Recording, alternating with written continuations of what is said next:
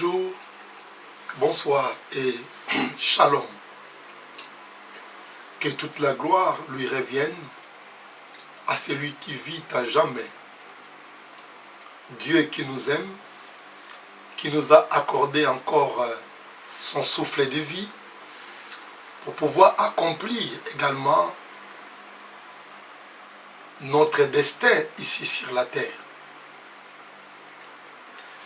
Je viens encore devant vous pour un programme que nous avons mis en place à ce qui concerne la parole du Seigneur. Le programme est caractérisé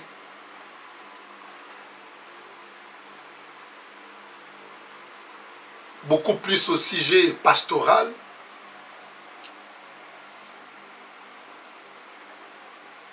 pour ramener encore les hommes de Dieu, par la grâce du Seigneur,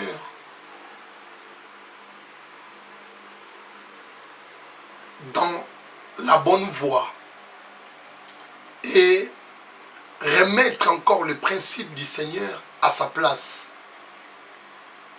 pour que nous puissions bien exercer le ministère par lequel que Dieu nous a confié.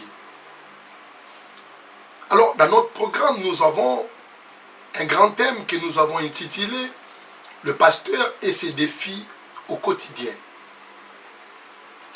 Et dans le défi d'aujourd'hui, nous sommes le 16 août 2026. Nous allons défier, moi avec vous, beaucoup de prédications, mais sans impact.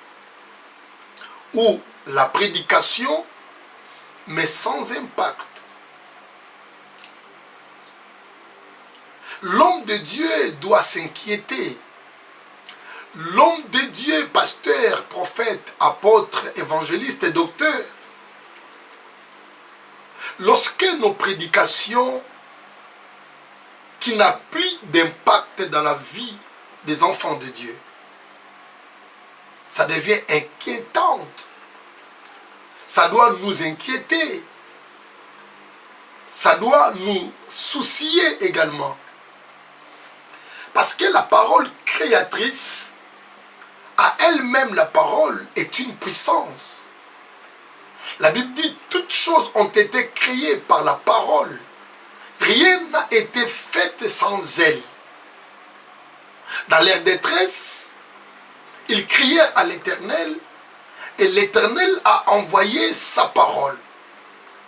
La parole guérit, la parole restaure, la parole délivre même, et la parole réconcilie. La parole elle-même a le pouvoir de restaurer, de guérir, de ressusciter et d'ouvrir les yeux des aveugles. La parole. Mais pourquoi aujourd'hui nos prédications n'ont plus l'impact? Nous avons plusieurs prédications. Chaque jour, nous mettons des prédications sur l'internet. Nous prêchons dans l'église presque toute la semaine. Mais nos prédications ne touchent également plus, n'amènent plus les enfants de Dieu à la conversion ou à un changement ou dans les guérisons. Nous ne voyons plus cette prédication efficace. La défaillance est quoi? Nous avons négligé une option. Ce qui fait que nos prédications d'aujourd'hui, il n'y a plus la force ou la puissance. L'option que nous avons négligée, c'est la prière. Bien-aimés dans le Seigneur, chers amis, la prière, c'est ça qui fait la force dans nos prédications. Croyez-moi, une prédication peut-être de 20 minutes, de 30 minutes, qui était accompagnée au préalable avec ou à la prière. Cette prédication a beaucoup d'impact dans la vie des gens. Je vous donne un exemple de Christ lui-même, notre Seigneur, dans Luc chapitre 6, verset 12. C'était le choix des 12. Mais avant qu'il choisisse ces 12, parce qu'il devait les prêcher d'abord, parce qu'il devait le parler, même si ce n'est pas une prédication comme nous prêtons, mais il a utilisé des mots, il a utilisé les paroles pour appeler cet homme qu'on appelle Matthieu, s'appelait Lévi. Christ a utilisé les mots, Christ a utilisé des phrases, Christ a utilisé des paroles. Et c'est là ces paroles-là que je considère comme des prédications de Christ aussi. Même lorsqu'il a appelé les deux fils de Zébédée, il les a appelés. Il a utilisé des phrases et des mots. Et ce sont des phrases-là qui étaient des prédications de Jésus au travers ses disciples que lui, il a choisis. Et mais avant le choix des disciples, la Bible dit ceci que, or, il arriva à ce jour-là qu'il s'en alla sur une montagne pour prier et qu'il passa toute la nuit à prier Dieu. Jésus a passé toute la nuit à prier Dieu pour les choix ou pour les paroles qu'il va utiliser demain afin de pécher ou afin de tirer les disciples ou les apôtres vers lui. Pour que les paroles puissent convaincre ce qui était choisi par lui, il a fallu que cette parole soit accompagnée d'abord par la prière. Toute la nuit, il a passé le temps pour prier. Et quand le jour fut venu, il appela ses disciples et il élit 12, lesquels il nomma aussi apôtres. Vous voyez, c'est au travers la prière que Jésus-Christ a passé toute la nuit, ce qui a fait que aucune personne, aucun disciple a résisté à l'appel du Seigneur. Aucun. Aucun qui a résisté. Lorsqu'il a appelé Matthieu, Matthieu a abandonné complètement son travail. N'oubliez pas que Lévi, Matthieu, il était dans son poste de travail. Il était notaire. Il a complètement abandonné son poste de travail et il suivit le Seigneur. Parce que la parole qui sortait de la bouche du Seigneur était vraiment accompagnée par la puissance de la parole, la prière. Et la prière qui fait que, qui convainc également aussi en même temps les gens qui écoutaient cette parole. Je vous amène dans deuxième verset qui est aussi bien connu dans Actes chapitre 2, le verset, non, je ne prends pas ça, je commence d'abord à Actes chapitre 6, verset 2 à 4. Désolé. Actes chapitre 6, verset 2 à 4. Regardez ce qu'il dit ici. Les 12 convoquèrent la multitude des disciples et dirent: il n'est pas convenable que nous laissions la parole de Dieu pour servir aux tables. C'est pourquoi, frères, choisissez parmi vous cet homme, de qui l'on rend un bon témoignage, et qui soit pieux de l'esprit, qui soit plein de l'Esprit Saint et de la sagesse, et que nous chargerons cet emploi. Le verset 4 qui est vraiment le verset qui est qui nous accompagne également dans cette émission ou dans ce thème, la prédication sans impact. Verset 4 dit ceci: Et nous les prédicateurs, et nous les pasteurs, et nous les apôtres, et nous les évangélistes, et nous les docteurs, et nous les prophètes, nous continuerons à nous appliquer à la prière. Regardez, les apôtres, il dit nous continuerons à nous appliquer d'abord à la prière et au ministère de la parole. Les apôtres ont fait un constat. Ils ont remarqué que ils ont commencé aussi à servir les enfants de Dieu aux tables. Et ils ont remarqué une certaine défaillance par rapport à leur prédication. La prédication devient sans impact. Il dit pourquoi? Parce qu'ils prenaient beaucoup de temps à servir les enfants de Dieu. Ce qui n'est pas mauvais, bien sûr. Mais le problème, c'était, il a fallu que lorsqu'ils prêchent la parole, il faut que la parole soit très efficace. Il faut que la parole change. Il faut que la parole touche les gens. Il faut que la parole apporte la guérison. Il faut que la parole apporte la consolation. Mais lorsque la parole de Dieu que nous sommes en train de prêcher n'a plus d'impact dans la vie des gens, et les paroles vont rester comme des discours normaux. Vous voyez? Comme les discours des politiciens. Bien aimé, prêcher la parole de Dieu, à parler de la part du Seigneur, la prédication, ce n'est pas des discours normaux. Ce n'est pas des discours des politiciens. Et prêcher la parole de Dieu, il faudrait que les cœurs des gens qui reçoivent la parole soient vivement touchés. Il faudrait avoir la conversion.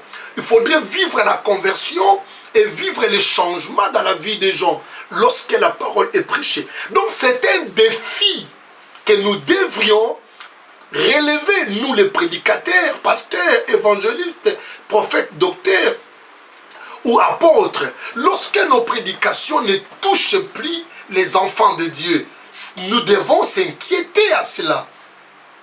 Voyez, et la Bible dit que les apôtres ont décidé de rester tout simplement dans le ministère de la parole, mais de leur appliquer à la prière. Donc, rien d'autre, par prière et parole. Et ils ne voulaient pas également présenter devant les gens, devant l'église, sans au préalable passer leur temps d'abord dans la prière.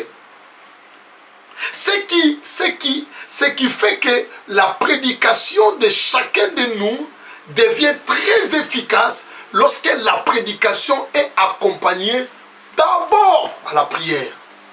Sans la prière, vos prédications deviennent des discours. C'est pourquoi vous allez remarquer que tous les jours vous postez des prédications, vous passez dans les écrans, vous prêchez la bonne parole, vous formulez bien votre phrase, les français sont tellement corrects, l'anglais que vous parlez c'est sans faute, l'allemand ou n'importe quelle langue, lingala ou portugais, toute langue que vous avez maîtrisée bien ou vous s'exprimez bien, vos messages sont bien structurés, mais cette prédication ne touche pas les gens. Vous voyez, il n'y a aucune faute d'orthographe. Vous avez bien amené vos messages. Vous parlez bien, très honnête. Les gens apprécient la façon que vous parlez, mais ils ne sont pas touchés. Aucune conversion. Aucun changement. Il n'y a rien qui se passe dans la vie des enfants de Dieu.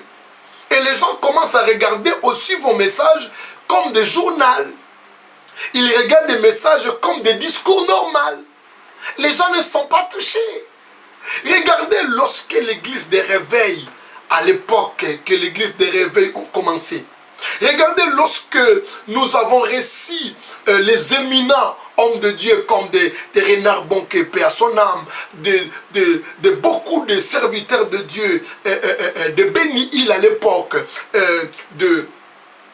Adi Nabal à l'époque, il y a des hommes de Dieu puissants, même on peut quand même honorer quand même nos aînés, nos papas, de Sonika Futa, de Coutinho Fernando.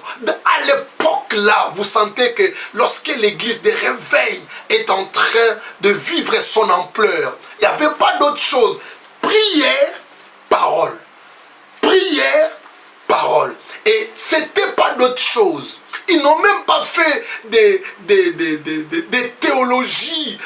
Ils n'ont même pas allé plus loin en théologie. C'était la prière. Et quand il se met devant les gens pour prêcher, il y avait des miracles extraordinaires. Il ne imposait pas les mains aux gens, mais vous sentez la sorcellerie sortir, les gens abandonnaient la sorcellerie, les prostituées abandonnaient la vie de prostitution, les démons quittaient dans la vie des gens, juste en annonçant la bonne nouvelle, l'évangile, la parole qui était accompagnée par la prière au préalable. Regardez aujourd'hui, plusieurs prédications, mais sans impact. Vous savez pourquoi la défaillance est à ces côtés-là? Nous avons négligé une option, cette option de la prière. Aujourd'hui, nous avons mémorisé des fois nos prédications à la tête.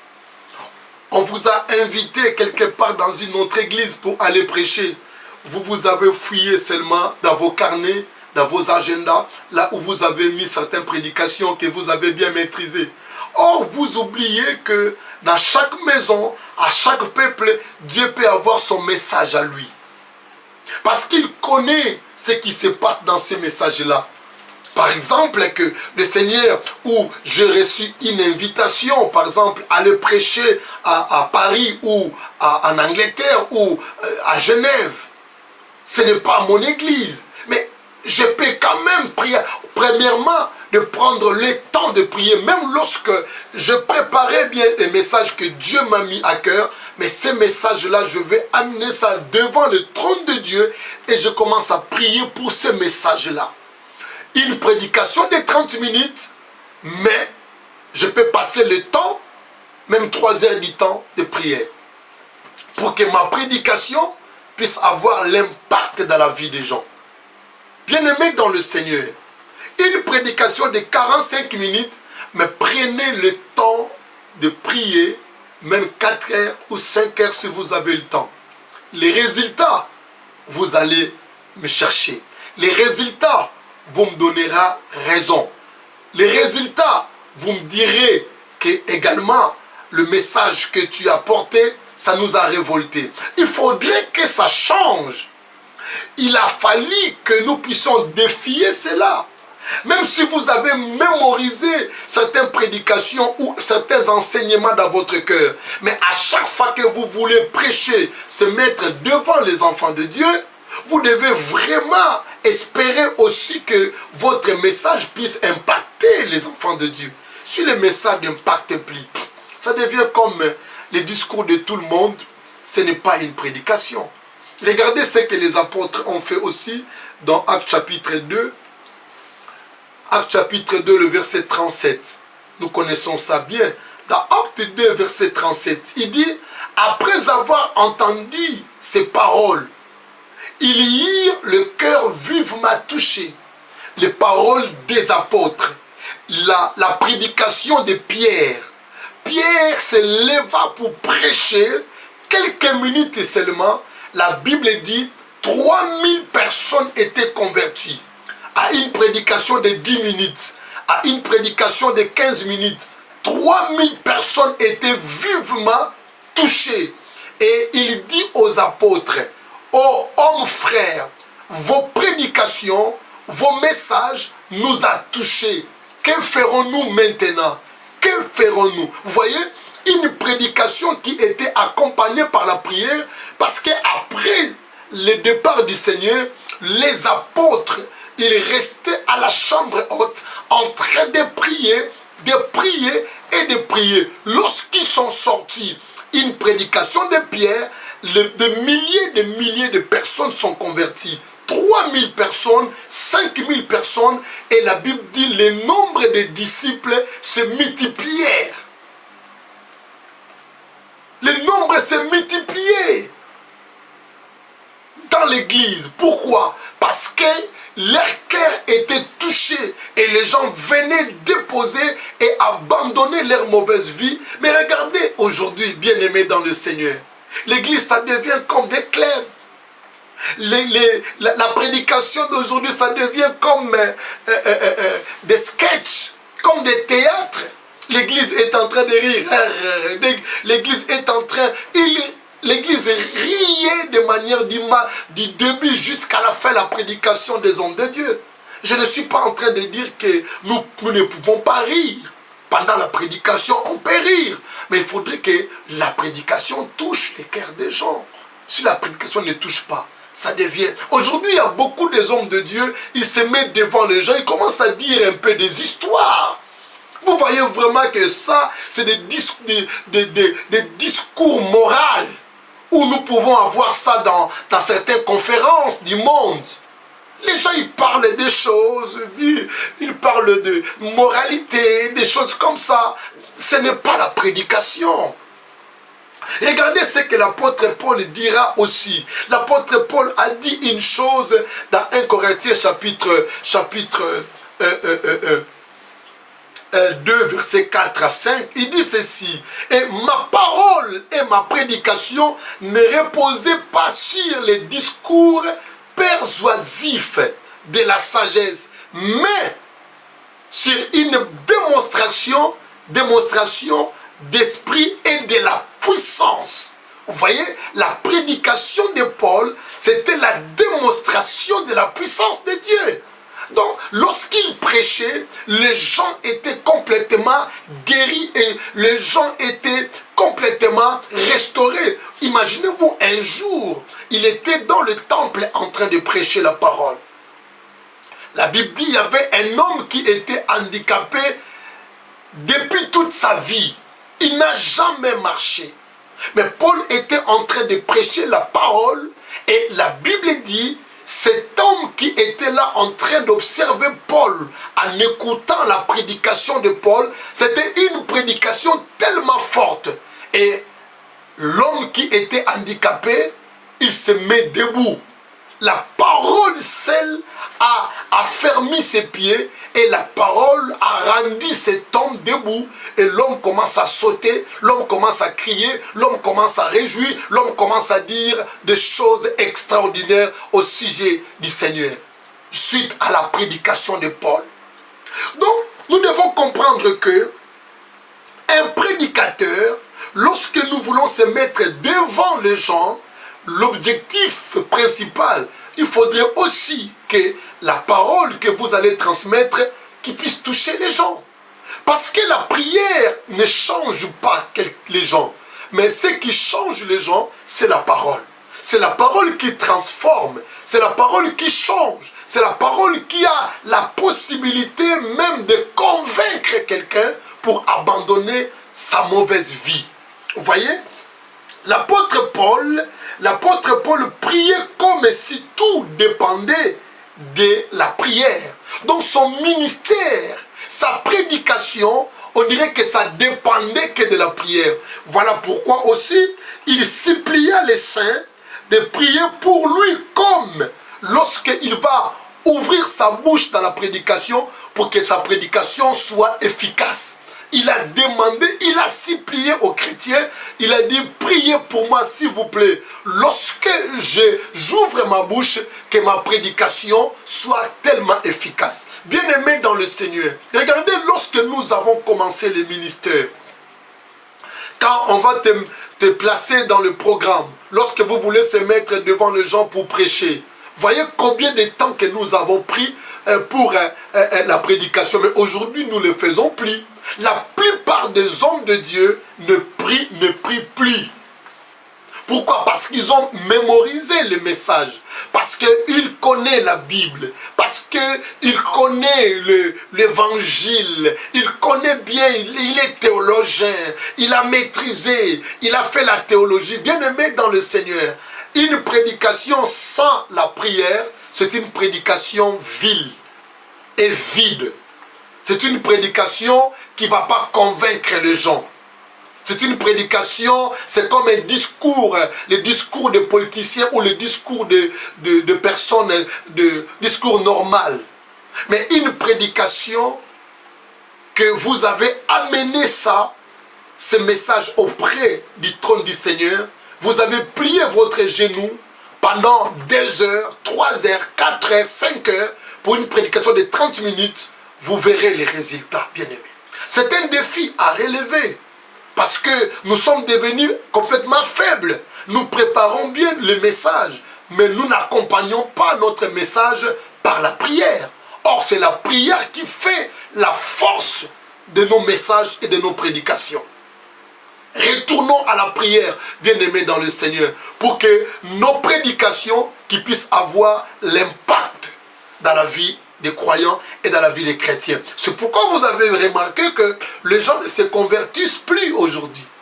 À l'époque, était une prédication, nous faisons l'appel également des gens qui peuvent accepter le Seigneur Jésus-Christ dans leur vie. Aujourd'hui, regardez, même si vous faites l'appel, les gens ne se mettent pas debout. Pourquoi? Parce que d'abord, la prédication n'est pas touchée. Vous voyez, la prédication n'est pas convaincante. Et comment les gens peuvent s'élever pour accepter le Seigneur? Chers pasteurs, chers prophètes, chers apôtres, chers évangélistes, chers prédicateurs ou chers docteurs, retournons premièrement dans la prière avant de se mettre debout devant le peuple de Dieu. C'était bien moi, votre frère et ami, le pasteur Cephas Ndombasi. Nous étions dans la prédication sans impact. Que Dieu vous bénisse. Je vous invite aussi de vous abonner. Soyez tous bénis. À très bientôt. Au revoir.